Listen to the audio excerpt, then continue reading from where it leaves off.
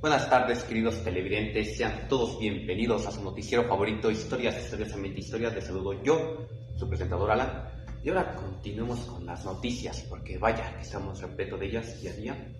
Y bien, sin más preámbulos, producción, ¿por qué hay tanto humo en el foro? Solo es Alemania. ¿Alemania? ¿Por qué razón Alemania estaría así? ¿Acaso están asando carnitas? O más importante, ¿cómo es que lo sabe? Uno de nuestros ¿En reporteros serio? nos lo dijo. Fue Marco. Ajá, ya. ¿Acaso es por lo de la... Bueno, nos enlazamos con nuestro compañero y corresponsal Marco, que nos explique cómo están las cosas y qué es esto de la Primera Guerra Mundial. Bueno, compañero Marco, te escuchamos. Pero claro que sí, mi querido Adam, con mucho gusto les voy a platicar sobre esta gran historia. Todo comenzó con los diversos conflictos que se estaban suscitando en Europa. Esto degeneró en la creación de dos grupos, la Triple Entente y la Triple Alianza. La Entente estaba conformada por Francia, Reino Unido y Rusia, y la Alianza por Italia, Austria-Hungría y Alemania. Tiempo después vino el periodo denominado como la Paz Armada. Durante este periodo, todos los países se encontraban preparándose para una muy posible guerra, mas sin embargo, no había ningún conflicto de gran relevancia. Tiempo después, el archiduque de Austria-Hungría, Francisco Fernando, fue a visitar un territorio perteneciente a Serbia, el cual habría sido adjudicado a Austria-Hungría sin su consentimiento. Esto concadenó a los diferentes conflictos que suscitaron después, comenzando con una batalla entre Austria y Serbia y sus aliados. Austria con el apoyo de Alemania y Serbia con el apoyo de Rusia y Francia. Tiempo después y después de varios conflictos, Alemania decidió invadir Bélgica, esto con la intención de rodear a los franceses y poder acabar con ellos con una facilidad mayor.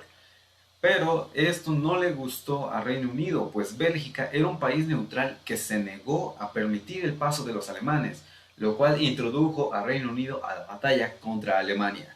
Tiempo después, Italia se unió a la Triple Entente, saliéndose de la alianza. Muchos países ingresaron a esta guerra, entrando por diversas rozas del pasado con la intención de ganar territorio o algún beneficio de esta batalla. Tiempo después, en 1917, los países empezaron a cansar. Alemania tuvo la brillante idea de hundir dos barcos con civiles estadounidenses. Esto molestó a Estados Unidos y le declaró la guerra. Tiempo después, Alemania decidió enviar un telegrama a México con la intención de recibir apoyo por parte de México contra Estados Unidos, pero este fue interceptado por Reino Unido. Estados Unidos no estaba cansado y estaban bastante bien armados, lo cual era un peligro para Alemania. Pero para su suerte ocurrió la Revolución Rusa. Durante este tiempo, Rusia se tuvo que alejar de este conflicto y Alemania intentó tomar esto y aprovecharlo para poder ganar, pero Alemania estaba igual que otros países muy cansados y no pudo vencer a los franceses, haciendo que los estadounidenses pudieran llegar y acabaran con ellos con una gran facilidad. Alemania terminó firmando el armisticio. En ese documento aceptaba la derrota y la victoria de los aliados. Consecuencias de esto, bueno, muy simples. A Alemania le tuvieron que reducir el ejército y tuvo que asumir toda la culpa de este conflicto. Tiempo después vino el Tratado de Versalles. Y esto es todo, mi querido Alan, lo que te puedo contar sobre esta gran historia. Muy lamentable, la verdad, lo que sucede por las avaricias humanas. Pero pues bueno, por favor explícanos qué fue lo que sucedió después de este trágico evento. Lo que ocurrió después, Alan. Bueno, Bueno, yo creo que mejor me voy a dormir. Nos vemos, Alan. De acuerdo. Y ahora, ¿quién nos podrá contar el chisme completo?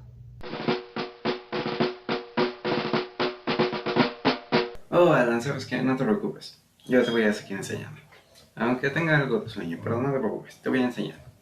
Bueno, lo que ocurrió tras terminar la Gran Guerra, que como te dije fue en 1918, bueno, en Estados Unidos trajo mucha prosperidad y por ende consumismo.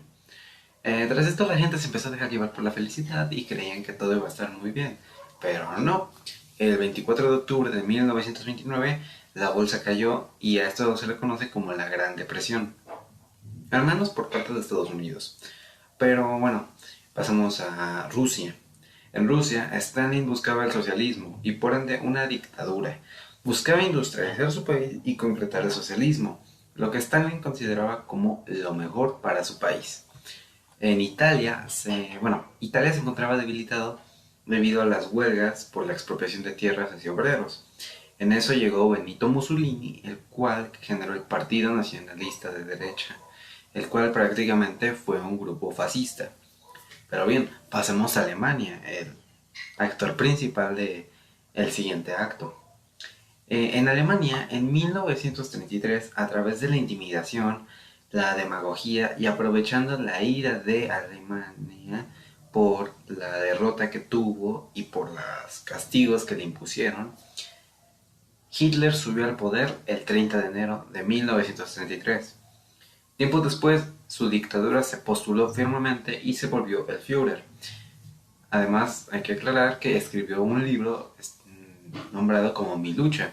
En este libro escribía lo que prácticamente podríamos resumir como su venganza, pues escribía sus misiones, las cuales eran prácticamente recuperar el poderío militar económico de Alemania, así como prácticamente recuperar su honor, debido a que, como te comenté antes, a Alemania la culparon por todo lo ocurrido en la Primera Guerra Mundial. A pesar de que, como te dije, realmente el iniciador no fue Alemania. Alemania simplemente intentó ayudar a su amigo, por así decirlo. Pero bueno, eso es lo que ocurrió en este periodo entre guerras y que dio inicio a lo que, como consiguiente, fue la Segunda Guerra Mundial. Personalmente no conozco muy bien ese tema, pero te recomiendo que vayas con Alondra. Ella conoce bastante bien el tema y creo que te va a gustar mucho lo que te va a contar. Y a la vez no te va a gustar. Nos vemos.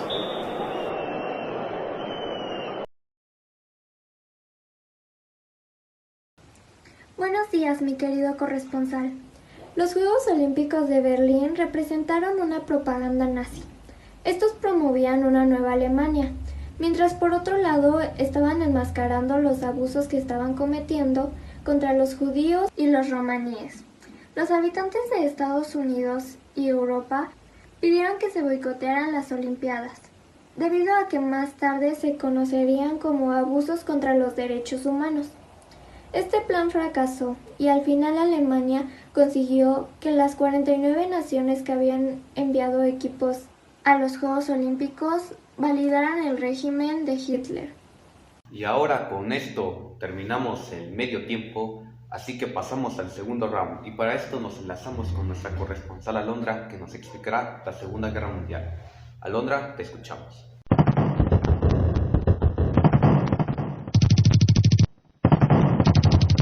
Vamos por el segundo round. Este es sobre la Segunda Guerra Mundial. Este fue un conflicto armado que estalló en 1939, un poco después de los Juegos Olímpicos, pero ya te hablaré de ellos un poco después. Esta guerra fue entre las potencias del eje, Alemania, Italia, Japón y los aliados Inglaterra, Francia y la Unión Soviética.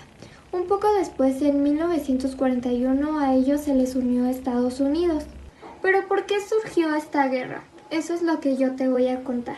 Se generó debido a las potencias del eje por el predominio económico y político, llevando a arrebatarles sus colonias y semicolonias a los aliados. Empieza a hacer mucho frío. ¿Qué está pasando?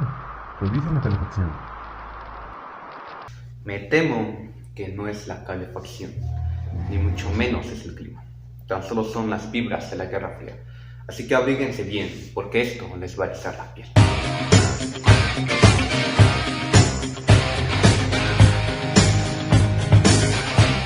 Siguiendo con el tema de la Guerra Fría, tenemos que comprender que esta solamente fue la lucha de dos ideologías.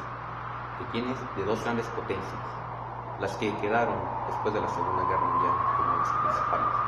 De un lado está Estados Unidos con su ideología del capitalismo y del otro lado tenemos a la Unión Soviética con su ideología del comunismo. Estas dos disputaban el respectivo dominio de su ideología sobre los restos de países del mundo.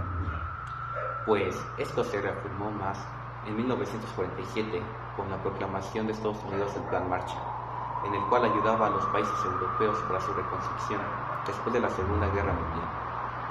Al ver que esto, obviamente, en base a sus intereses, estos países adoptaban la ideología del principal país. Al ver esto, la Unión Soviética crea la Comecon, que fue el Consejo de Ayuda Mutua Económica, en donde ayudó a otros países, el este principalmente, al igual tener su reconstrucción, adoptando los intereses de los mismos. Entonces, esto, y aunque la Guerra Fría no fue un conflicto directo entre estas dos naciones, hubieron varios campos de batalla en donde se disputó militarmente, como lo fue la Guerra de las Dos Coreas en 1950, también como lo fue la Guerra de los Misiles en Cuba en 1962, donde se estuvo a solo una decisión de iniciarse la Tercera Guerra Mundial, y otros como lo fue Afganistán y Vietnam.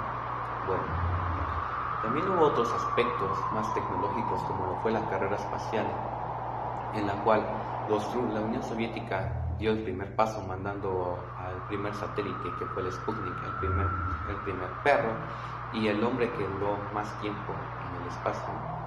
Pero después vino Estados Unidos y mandó al primer hombre a la Luna, y este gran avance acabó con la carrera espacial, dándole la victoria a Estados Unidos.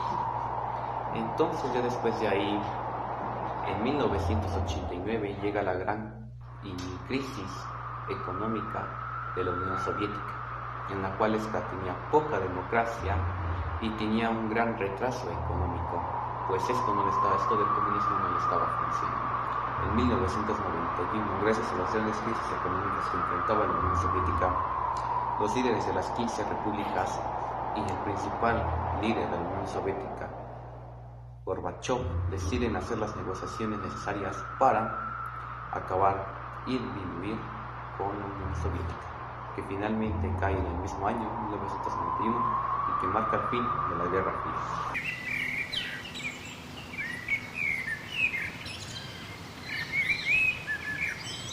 Y ahora, continuando con el tema que les iba a hablar desde el inicio, tenemos que... Repetir, es que nos falló el micrófono. Bueno, va de nuevo. Lo que les iba a comentar desde el inicio es que... Otra vez. ¿Pero qué le pasa a este micrófono? ¿Es chino acaso? No, es mexicano, alemán, ruso y japonés. ¿Y cómo es posible que sea de tantas naciones? 1 hour later. Esto es por la globalización, querido presentador. Bueno, y explícanos, ¿qué es esto de la globalización? ¿Qué es o cómo se come? Bueno, te cuento. Mi nombre es Rubí y hablaremos de la globalización. Aunque el mundo está compuesto por grandes divisiones geográficas, políticas y culturales, en la actualidad es posible que dos personas puedan mantener una comunicación a tiempo real con la otra. Es posible llegar de un día a otro al extremo más alejado del planeta tomando un avión, así como un producto producido en Asia puede ser exportado a América con cotidianidad. Todos estos procesos, si bien parecen muy comunes hoy en día, la verdad es que hace unos años no eran tan simples, pero en el presente lo son, gracias al proceso de globalización que hemos experimentado en las últimas décadas. Pero, ¿en qué consiste la globalización? Se puede resumir en un proceso dinámico que está compuesto por una creciente entre los países del mundo, impulsado por el libre flujo de mercancía y capitales, que ha escalado de una manera exponencial con la ayuda de la tecnología, llegando a la conclusión de que las fronteras que tantas limitaciones representaban, con más frecuencia tienen menos relevancia. La globalización, en ocasiones denominada mundialización, es un proceso económico, tecnológico, político y social, como también cultural, a una escala mundial que consiste en la creciente comunicación e interdependencia.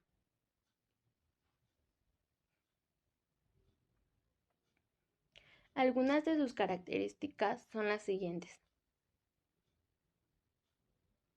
uso intensivo de las tecnologías, conforma un modelo financiero mundial, es un fenómeno planetario, es decir, se manifiesta en todo el mundo, y supone la reorganización espacial de la producción.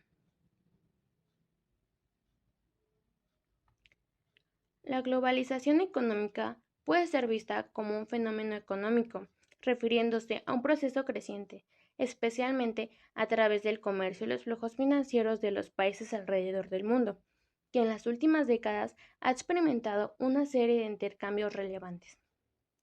Una de sus características es la facilitación de la comercialización de productos entre los diferentes países del planeta. Reduce el costo de los transportes gracias a la mejora de las comunicaciones y fortalece las relaciones internacionales ya que son utilizadas para cerrar operaciones. Un ejemplo de la globalización económica se encuentra en las grandes empresas multinacionales que se encuentran alrededor del mundo. Ellas son las encargadas de aumentar los flujos comerciales y de capitales entre unos y otras. Gracias a ello ha crecido el comercio mundial de bienes y servicios en una manera asombrosa. Bueno, muy interesante todo esto de la globalización, pero como que ya empieza a hacer hambre, ya empieza a sentirse. Bueno, Marcelo, ¿puedes ir por unos tacos, por favor, aquí a la esquina? Ahí puedes agarrar ahí de lo que hay. Sí, lo que sea. Bueno, en lo que reinician las actividades, vamos a un ¿qué? ¿Cómo que el kilo de limón ya está a 80? Todo subió. Esto no se puede quedar así, nosotros la clase trabajadora tenemos que salir a protestar. ¿Qué? Yo siento que hagamos una revolución. Hagamos una revolución. A ver, ¿qué está pasando aquí? Para empezar, ¿sabes por qué pasan esas cosas y de dónde viene? ¿O solo estás echando culpas? Bueno, pero si no hay soluciones, pues hay que buscar culpables, ¿no? Bueno, yo digo. Tendré que educarlos. Miren, todo comienza por... Para empezar, ¿saben qué es el capitalismo salvaje?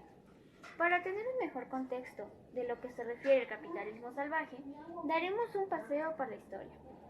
A mediados del siglo XIX, en Europa, sobre todo en Inglaterra, la industrialización estaba en pleno apogeo. Se producía más que nunca, pero al mismo tiempo se explotaba mucho a los trabajadores.